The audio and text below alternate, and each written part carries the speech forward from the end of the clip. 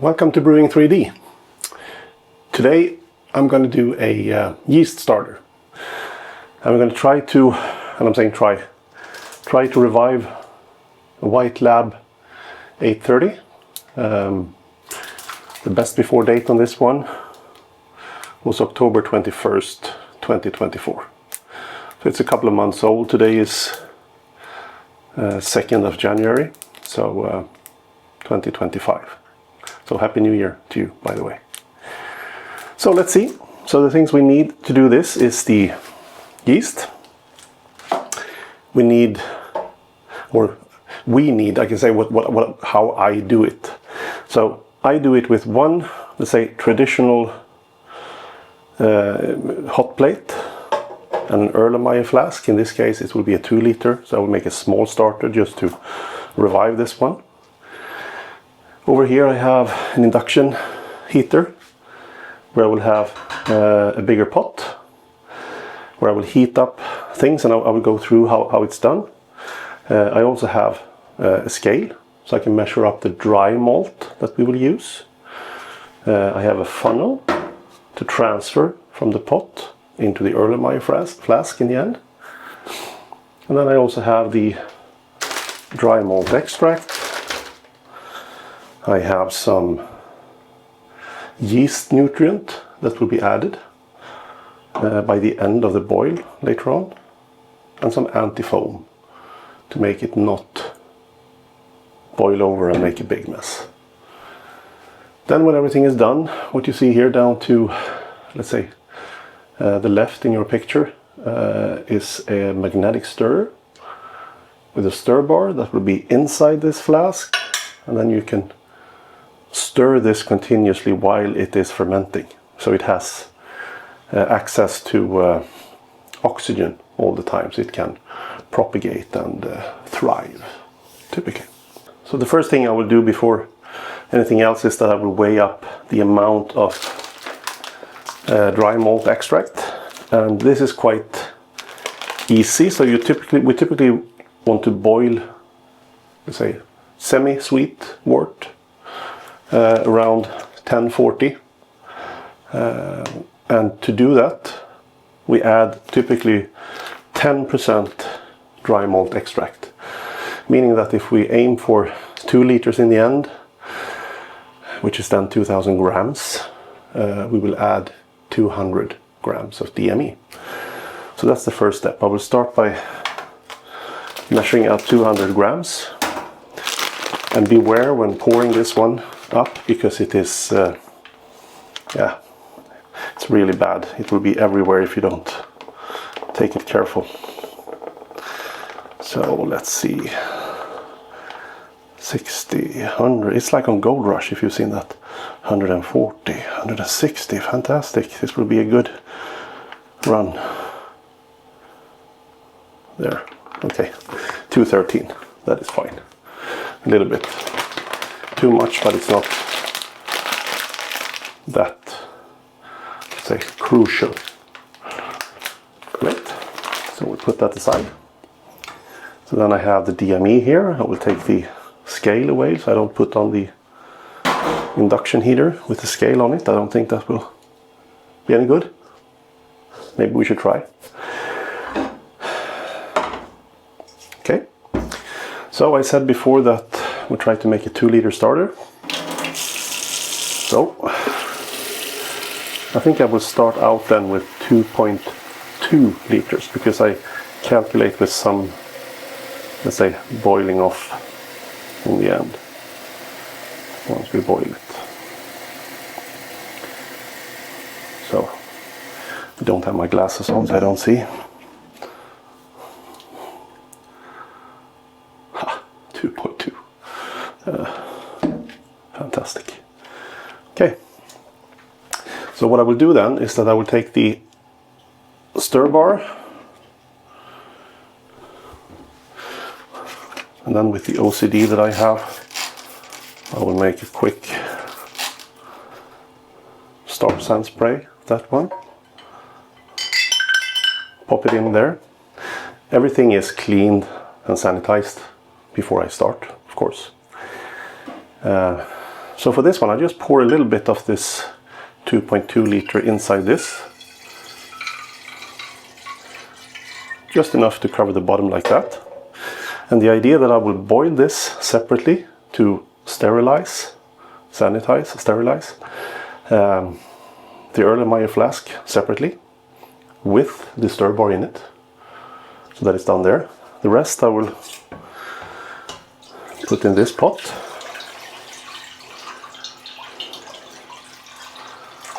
There. And once I've done that, I will start the induction heater. It makes a little bit of a noise, but I think it will do. Don't know why. So, while it's then still cold, I will put in the DME.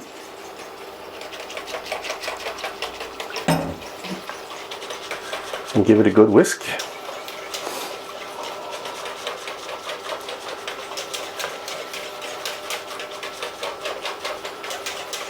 Now the smell starts to come.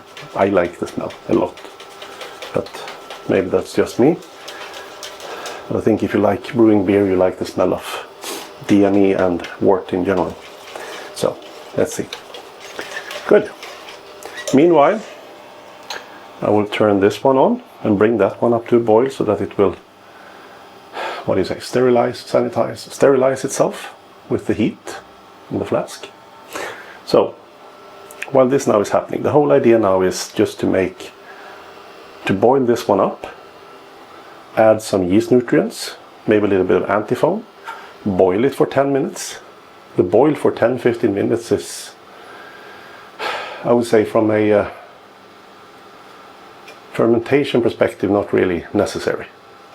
It's to sanitize everything, to make everything sterile as we can. So I think 10-15 minutes is a good, to have it, let's say, simmer and boil. And once we've done that, we will add that to the rest of the water that we have boiling in here, to the sanitized Erlenmeyer flask. We will put it in the sink, cool it down to, let's say, around 20 degrees. Then we will pitch the yeast that I took out of the fridge, let's say an hour ago maybe, so that it reaches room temperature before pitching it in the cooled, boiled wort in the Erlenmeyer flask. And once we've done that, we will put it on the magnetic stir bar on a slow speed and have it run there for, typically it's, let's say, 1-2 days, depends on. Now this yeast is a little bit older, then it might take, let's say, a day or two before it kicks in and starts fermenting.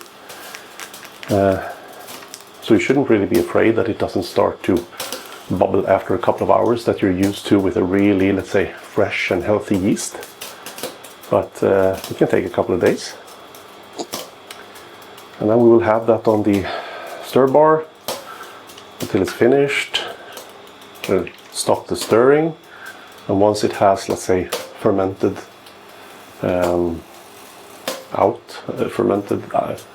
when it has completed fermentation, I will take that and put it in the fridge, cold crash it, and then I will remove the water, the excess water, and I will pour it up on small sealed containers.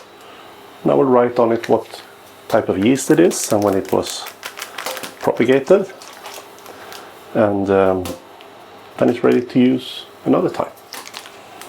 And the good thing now is that once we have, this is 1 bag of White Labs yeast, so typically you can, the rule is that for every liter you will get 1 more bag. That makes sense. So if I make a 2 liter starter and I have 1 bag to start with, I will get yeast representing 3 bags after I've done the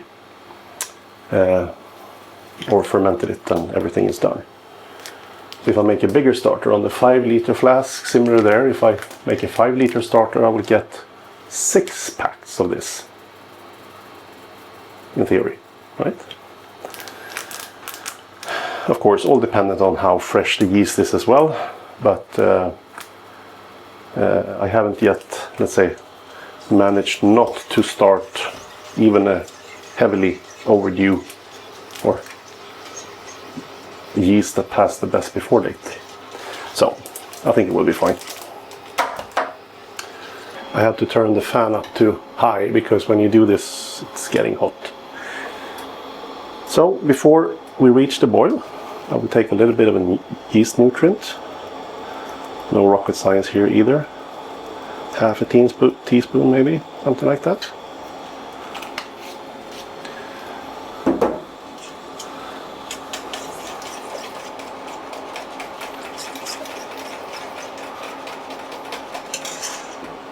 And also before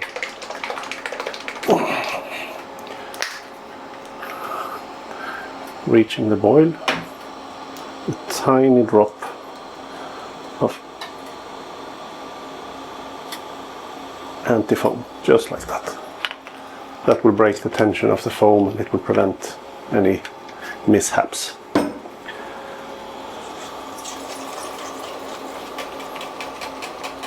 Okay, great. Starting to reach the boil soon.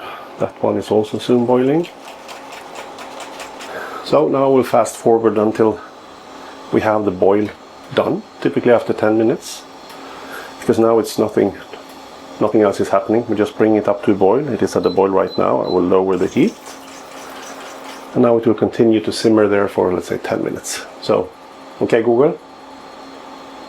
Sätt en timer på 10 minuter. 10 minuter från nu. So I just asked Google to set a timer for 10 minutes.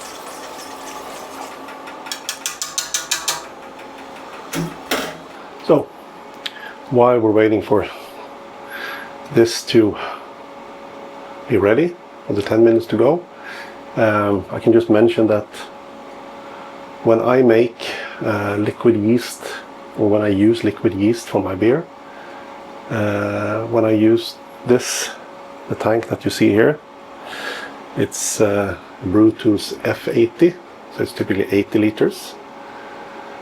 And most of the times when I do that, I make a two-step starter. So I start with a small bottle, like a 2-liter bottle, the one we saw now, and then I will step it up to the 5-liter and make it in 2 steps.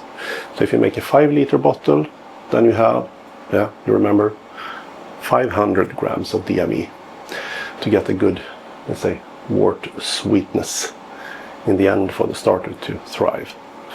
So it's a good way, and then I also save some of the starter. I pour off maybe a liter or something like that for the first starter I make, and then maybe I make a 3-liter and pour off 1 liter and save that in the fridge for the next time, and then I build it up again.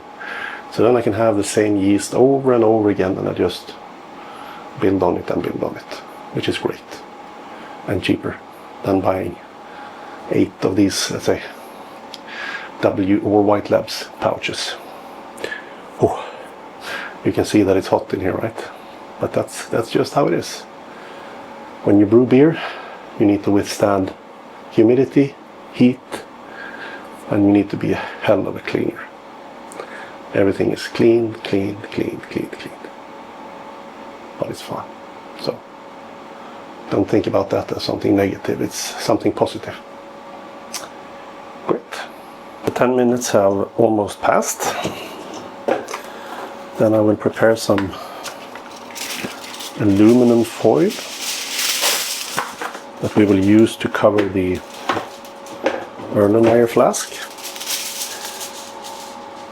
And you can sanitize this in a couple of different ways. You can use the steam coming out of the flask when you boil it, or you can spray it with Star San. I usually do both. Why not? Can't be a bad thing, right? So we just put that one there. I have turned that one off. It's still simmering a little bit. I believe it's not much left on the time. Can actually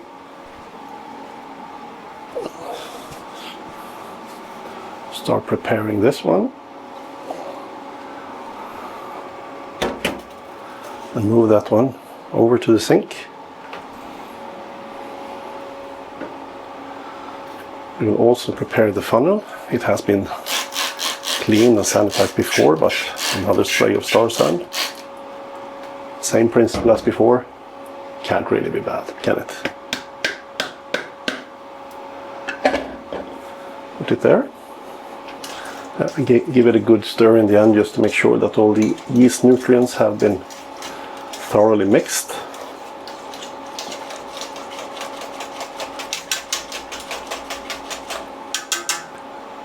Once again, the thing not to forget is that the stir bar, you know, the small magnetic. Okay, Google, stop. So now the 10 minutes have passed. So what I was saying is that the magnetic little stir bar needs to be in when you boil it, because then you also sanitize, sterilize, whatever it is, the stir bar along with the flask itself. Great. So now everything is done. And I will just take a towel to burn myself.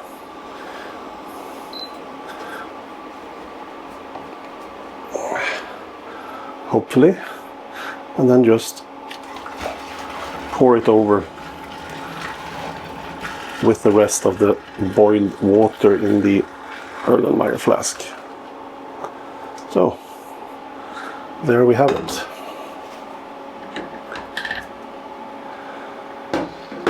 And if you remember, we started with, I don't know if you can see that, but we started with 2.2 liters.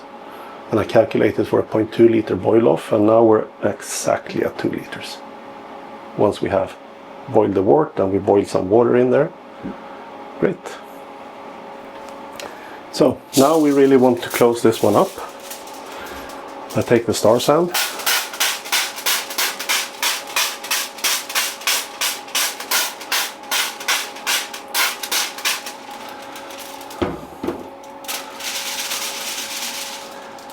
And put it on top there.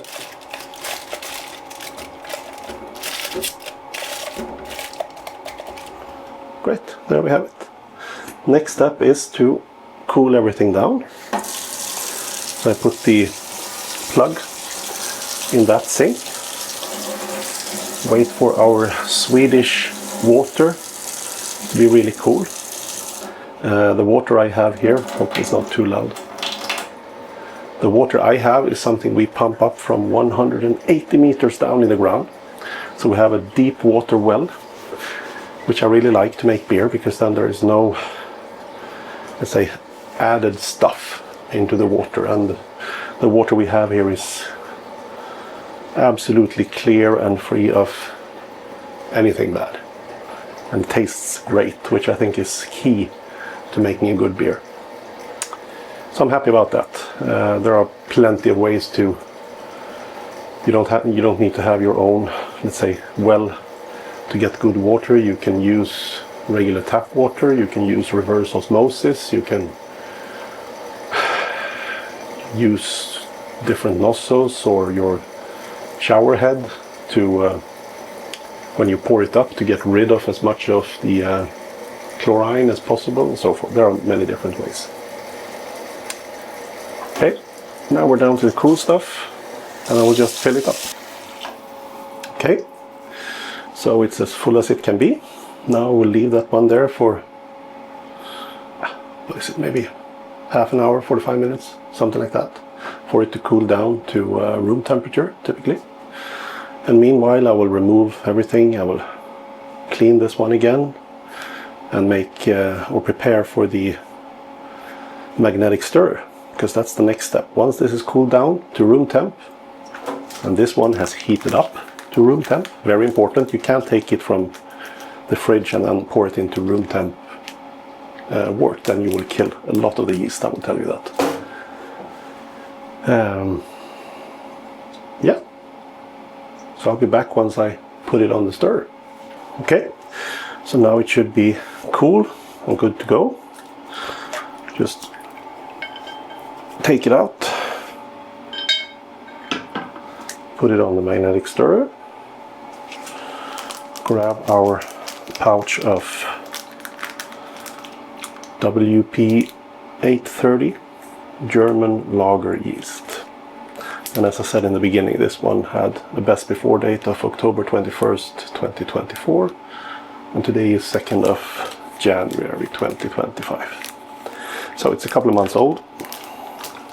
I think it will be just fine.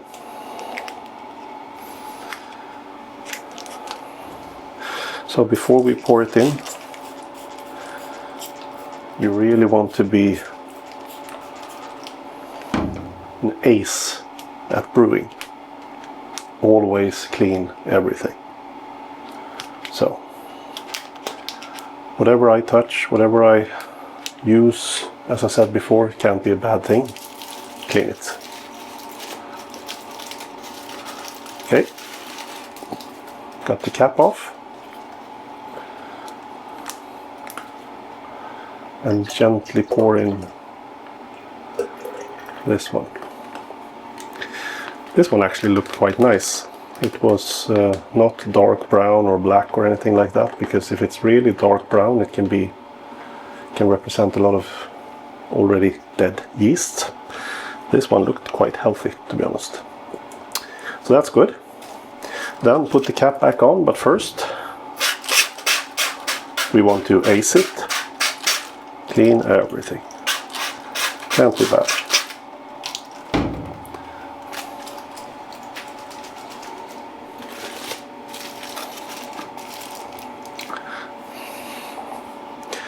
Okay. So I put on the stir bar quite gently. Not sure if you can see anything, but it's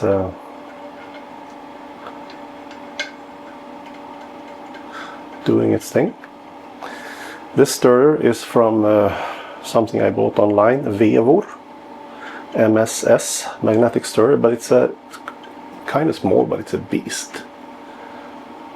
I think it's rated to easily stir up to 20 liters at a go. And it is really powerful. It has no problems at all to put up a tornado in my 5-liter bottle as well. Other thing, while we're talking about it, that I bought from wort is the ultrasonic cleaner, the big 30-liter ultrasonic cleaner over there that I use to, after I've stripped my tank, after I'm done fermenting a beer, I put all the small bits and pieces in the tank together with PPW and put on the ultrasonic for 30 minutes. And it's, now that I have it, I don't think I can be without it, to be honest. Something every brewer needs, I think, eventually. It's great. And it gets everything, hard to reach places, everything like that is super clean. Okay, but back to this one. So now it's not much more to do. I will leave this one now for a couple of days. I will bring the camera and check in so you can see the progress until we come to the end, and we should cold crash it and pour it into small containers. But that's pretty much it for today, at least.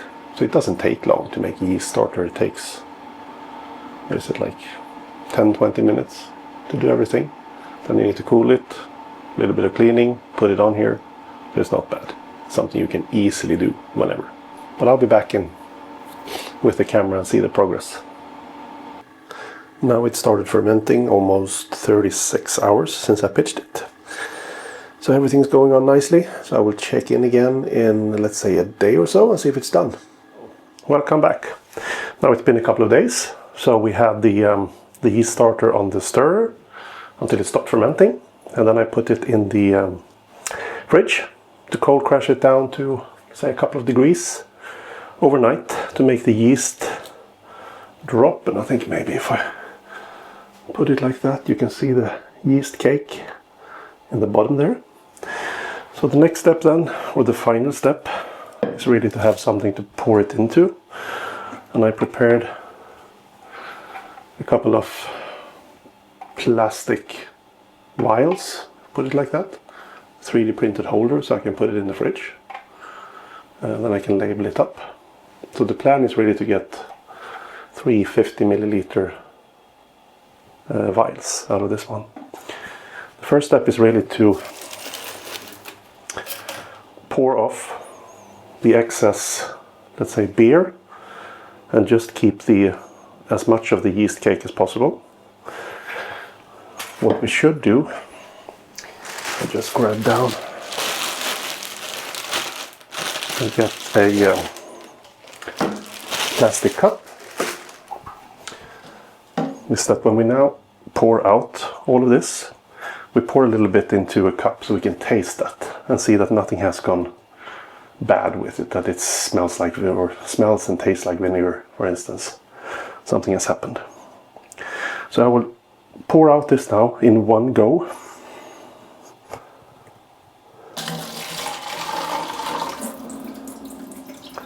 Slowly.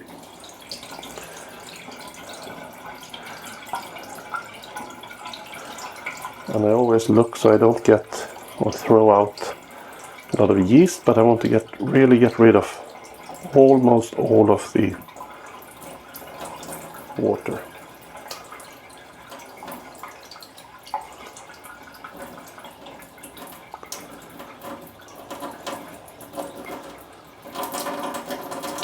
That's pretty much it.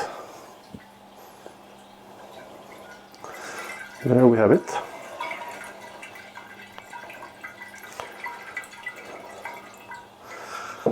And I will also take a magnet and remove the magnetic stir bar. Be careful here when you touch, so you only touch the magnet itself.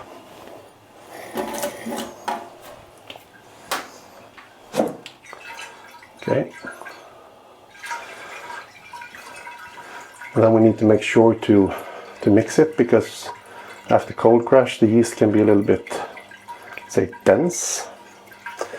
You need to make sure that you mix it up properly.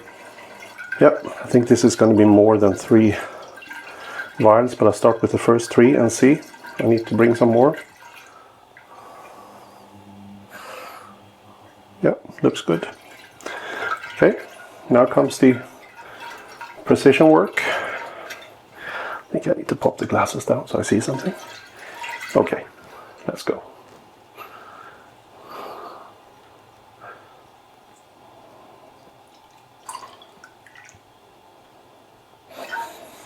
One. And I take the cap. I will tighten it more later on. And all the vials and caps and everything has been thoroughly cleaned and sanitized.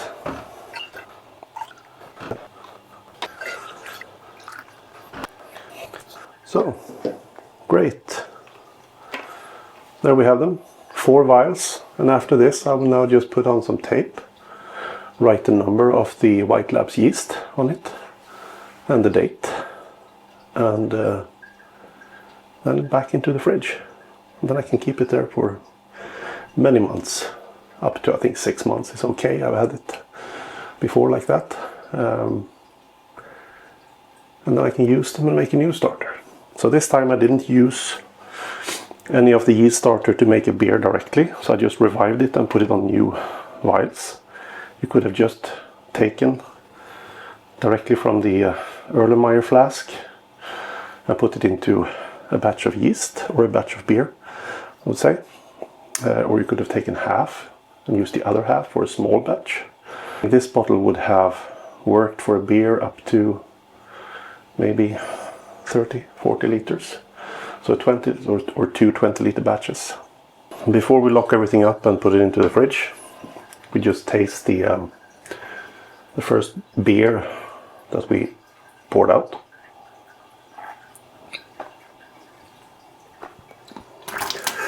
Yeah, I mean, it doesn't taste nice, but you instantly taste if there's anything tasting like strong vinegar or something like that, or if something is off. So then we know that it works, and yeah, by that I think we're all done. So without further ado, take care. See you next time.